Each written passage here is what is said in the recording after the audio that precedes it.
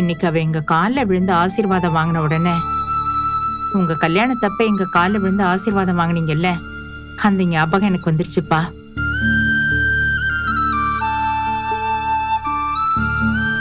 ஸ்கூல்ல அவளும் அம்மாவும் சேர்ந்து ஆடினதை சாக்கா வச்சாவது நம்ம கையால இத்தனை வருஷம் கழிச்சு அவளுக்கு ஒரு புடவை கொடுக்க முடிஞ்சதே.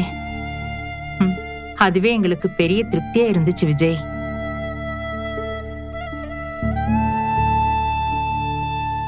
காவேரியும் கார்ல வர்றப்போ இதை பத்தி தான் பேசிட்டு வந்தா சித்தி.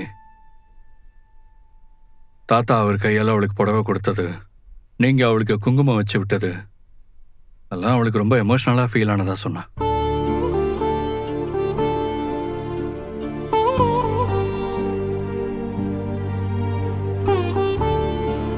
இதெல்லாம் அவளுக்கு ஃபீல் ஆகுது சரிதானப்பா. பழசெல்லாம் அவளுக்கு எப்ப ஞாபகம் வரப்போகுதோ தெரியல. நாமளும் அவளுக்கு இப்ப வந்துடும் அப்ப வந்துடும் காத்துக்கிட்டு தான் இருக்கோம்.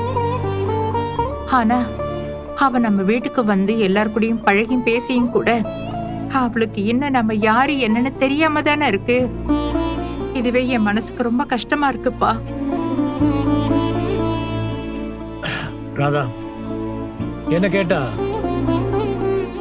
இப்போதைக்கு காவேரி இவ்வளவு தூரம் வந்து போயிருக்கிறதையும் நம்ம கிட்ட நல்லா பேசி பழகினதையுமே நான் பெரிய விஷயமா நினைக்கிறேம்மா.